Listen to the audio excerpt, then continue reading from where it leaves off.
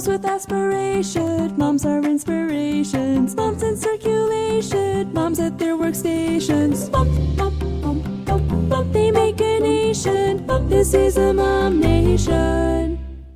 Hey moms, it's Katie here with my lovely co-host Beth. Hi everyone. Hey Beth, we are here with More Than a Mom, episode 9, and as you know, we are answering life questions and offering resources for our busy moms based upon your questions. So the way it works is you see the little form that's floating around that is our sign-in form.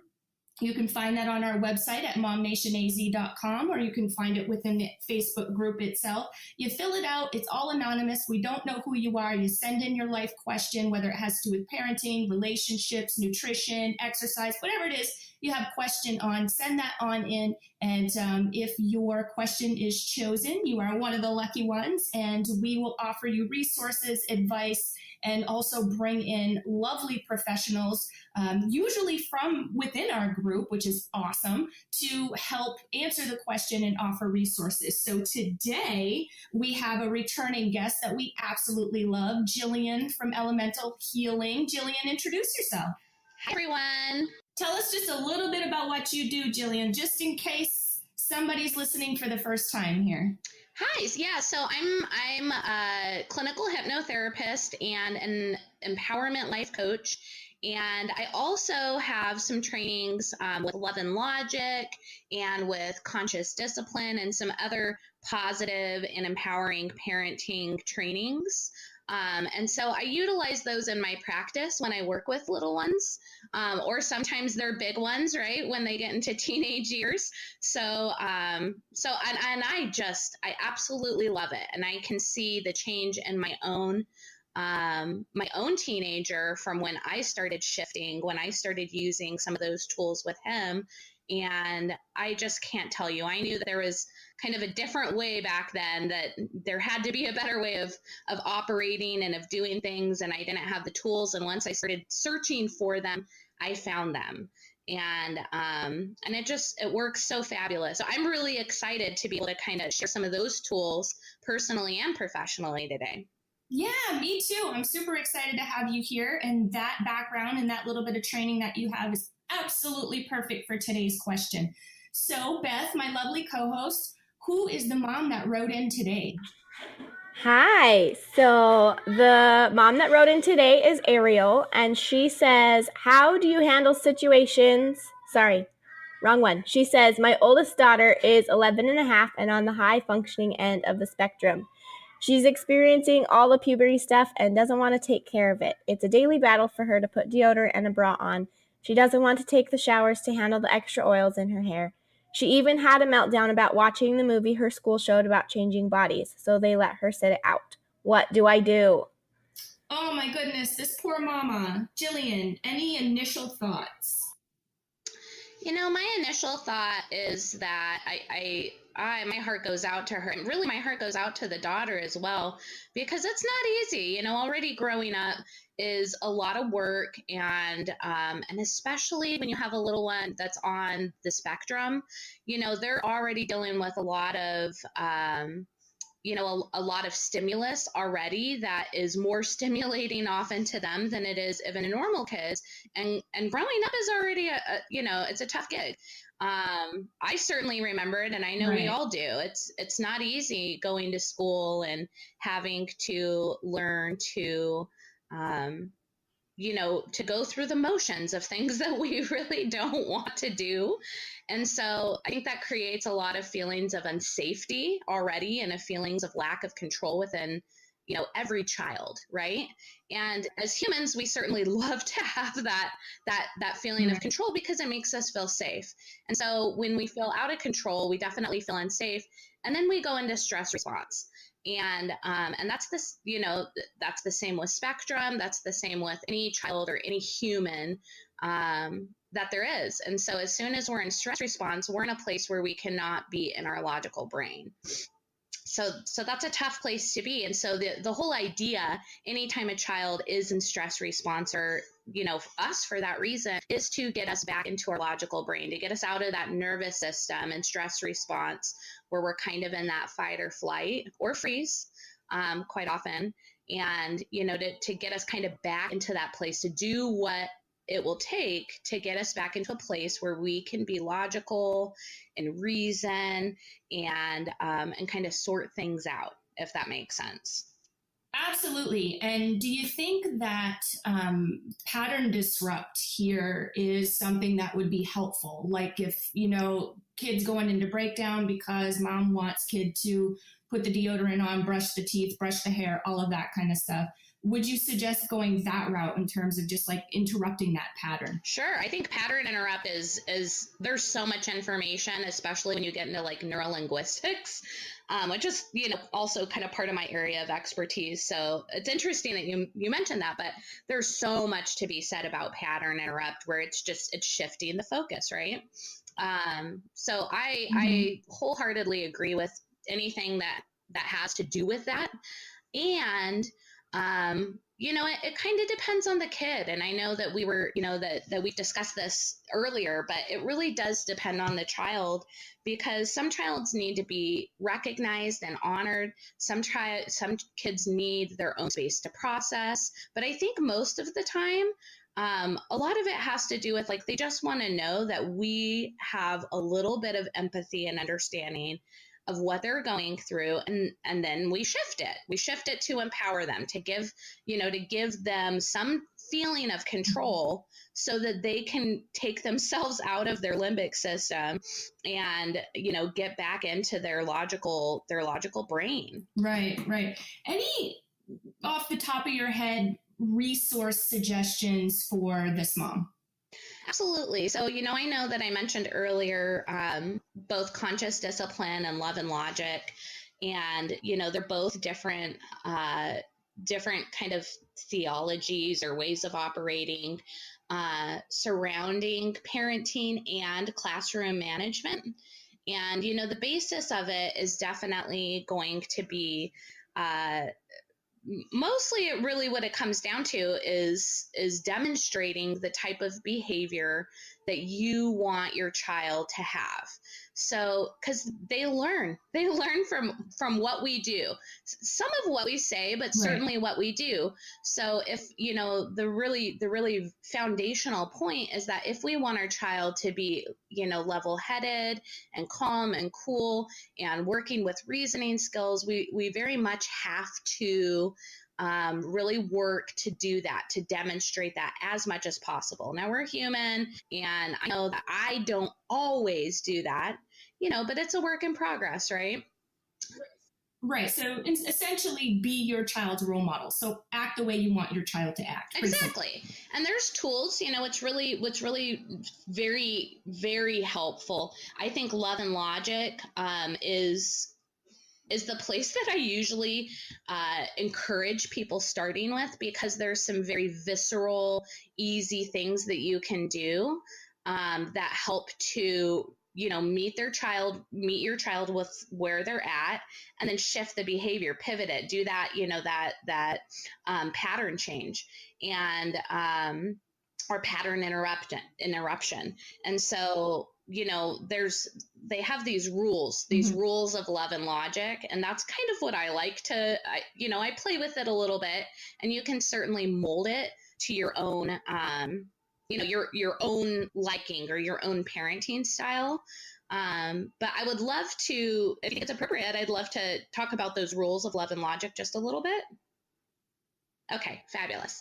So rule 1 is adult sets firm limits in loving ways without anger, lecture, or threats. So I'm a big one because of my, because of my hypnotherapy and neurolinguistic background.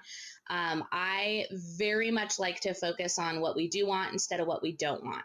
So, setting firm limits and loving ways from a heart that is from your heart space, I like to say. So from doing it to be helpful and not hurtful. And that comes from conscious discipline. So, we do it from a place to be helpful and not hurtful. So what that might look like is, something along the lines of, let's say, for instance, the daughter is not wanting to take a shower. You might set a limit with, I understand, you kind of recognize their, whatever it is that they're dealing with, whatever it is they're struggling with. And, you set that limit. I understand that you are not wanting to do this because of whatever. And I think they really like to know that we understand why. And you do need to take care of your body, and you can hand it back to them. So let's say, for instance, they're challenging you after you've set that boundary, that loving boundary, or that loving limit.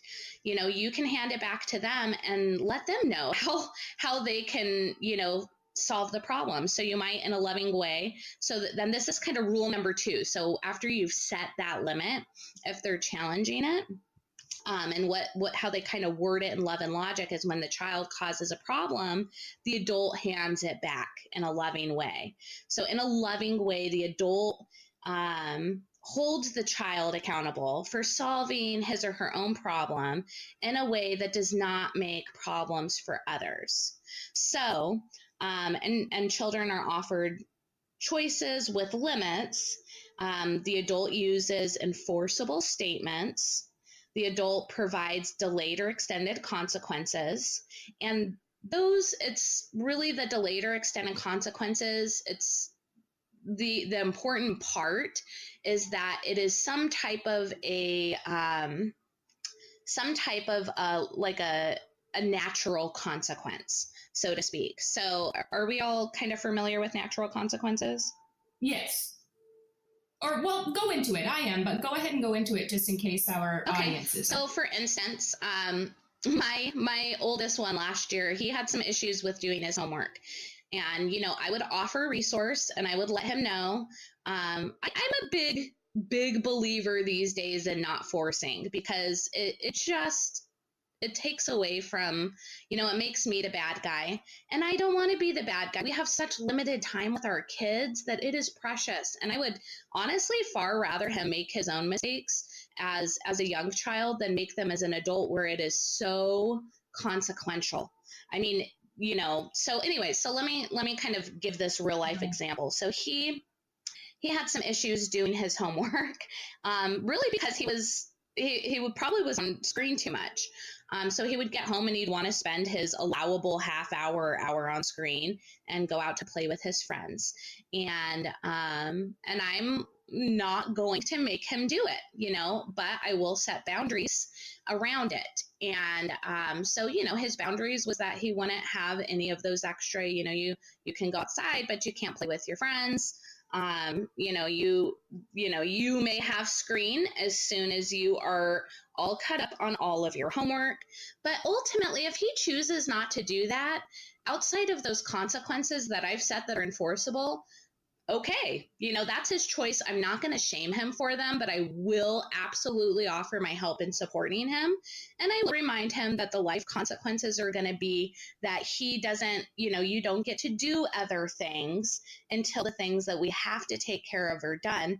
And you know what? Natural consequence for him is that he might have ended up having to do 8th grade over. Right. And I'm okay with that. If I get another year with him, okay. Right. And it seems to me like, and correct me if I'm wrong, but this mindset, this way of parenting, this way of dealing with these issues, it's kind of giving the control back to the child. So it's almost like giving them what they wanted to begin with, the reason why they got out of hand to begin with. Absolutely. And that hits the nail on the head, really, because they really are doing these things because they feel like they have no control. and they're trying to assert their control, whether it is subconscious or conscious. A lot of the time with kids and adolescents and teens, it's very subconscious. So they're not totally aware, but they're feeling out of control. And this is when things like, eating disorders or cutting, when it gets more serious, that is absolutely their need to control. And if they have no control, it starts getting more chronic, and it can turn into things like that. So I think it's so important to catch it ahead of time and find ways that we give them back the control, and they can deal, we can support them through their loving consequence. I kept kind of telling my kiddo, and it took him a little bit of time. Sometimes you have to just wait it out and remind yourself when you feel crazy and like you just want to shake them, because I had those times. But you just have to wait it out and remind yourself it's so much more important that he learned this lesson in 8th grade than he learned the equivalent of it out in the world, where the stakes are so much higher. Right. So true. And, really, this conversation is kind of moving away from children that are on the spectrum and just speaking in parenting and children in general. So I think that, where this mom has a specific situation, it's common going into the teenage years for kids to kind of go through this. Do you have any tips for any parents of, just how to encourage, I love the natural consequence, but how to encourage them to care for their bodies? Because I think a lot of kids go through this.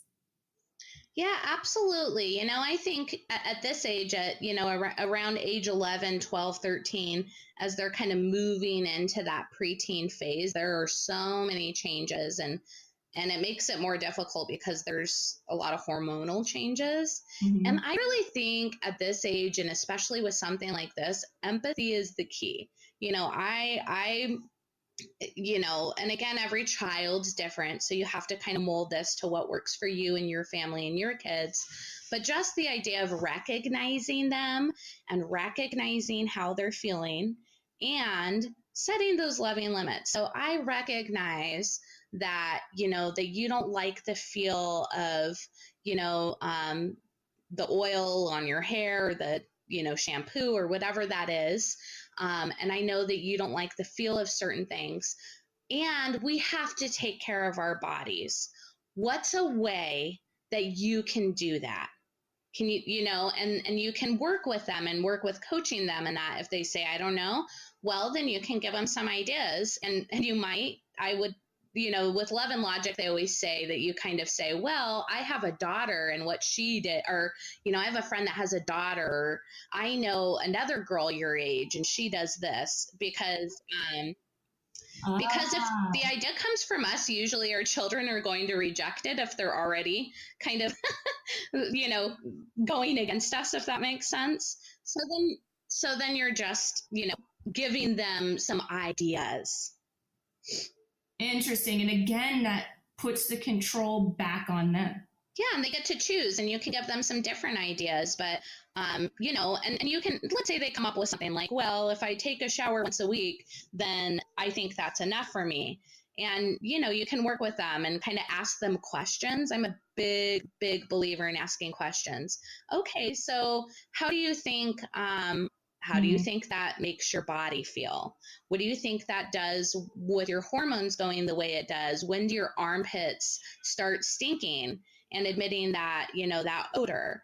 What can you do about that odor? And at what day is using the deodorant not going to be enough? And, things like that. So you do a lot of, if you can really ask questions and get them back into that logical brain where they're reasoning and they're thinking that stuff through, then you can really help them to empower themselves, and they're back in control. Just the whole idea, either getting them back in control in some way, so that they feel safe, or helping them with seeing how they are in control, the control that they do have in a situation where they have very limited control. Awesome. So if somebody out there wanted to continue this conversation with you, maybe more specific to their actual situation, is that something that you do? I do some parenting coaching. So when I'm working with, adolescents or children or teens, I do a lot of this type of work with the parent, and it's kind of a mix of, again, it's so age specific, but it is definitely a mix of like love and logic, conscious discipline, and what works for their family, because it's so different, like we've talked about. But yeah, they can absolutely contact me. I can provide resource. Right. If I don't have a firm grasp, or I feel like I'm not going to be best served, I will definitely refer, them books or refer them out to those that I've taken, my classes from. There's actually, and this is a really helpful one, that I tell people about all the time. I took, the big kind of local guy here in Phoenix, that does love and logic training. And he's a fun class to take. His name is Larry Kirby, and his wife, they're kind of like a husband and wife team. She does some of that. She also does some music stuff, which is pretty cool. That kind of plays in with love and logic, but he is awesome, and he does some different classes. And there's even a local free, it's actually a free resource where you can take parenting classes and get little parenting class certificates through, it's called Mesa Parents University. And if you go on, do you want me to share the website? Yeah, for sure. And share your contact info as well. Okay. So it's Mesa Parents University. It's done through the Mesa public school system. And you can sign up for different love and logic classes. You can sign up for some conscious discipline, for positive parenting. They have it for as young as like toddler age, all the way up into teenage. And they also have other resources, actually. They have some resources for kids with like ADHD. I've seen some spectrum stuff on there before, actually.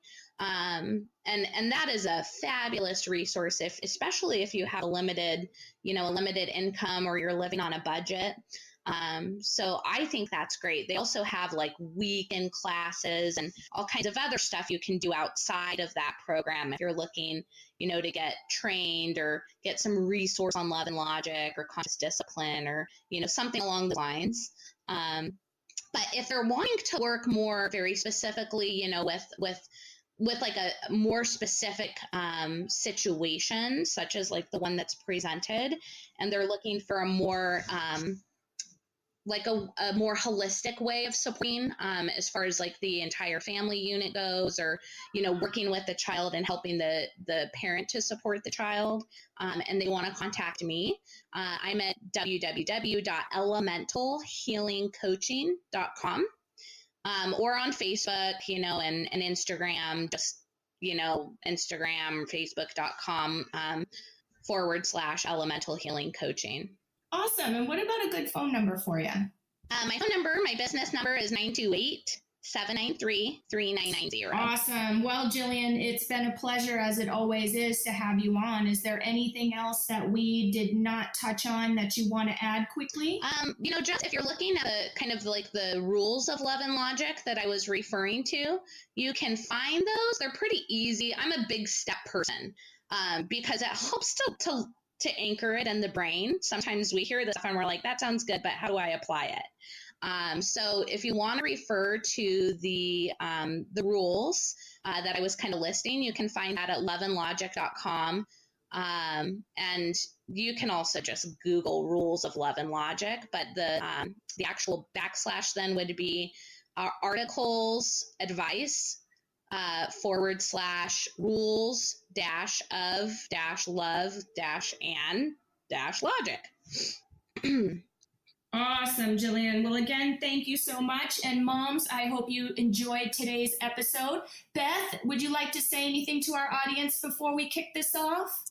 Just say thank you to Jillian for answering this question for us today, and to the audience to submit more of your questions so we can continue helping more moms. All right, thanks for having me, ladies. Absolutely. All right, enjoy your week, guys.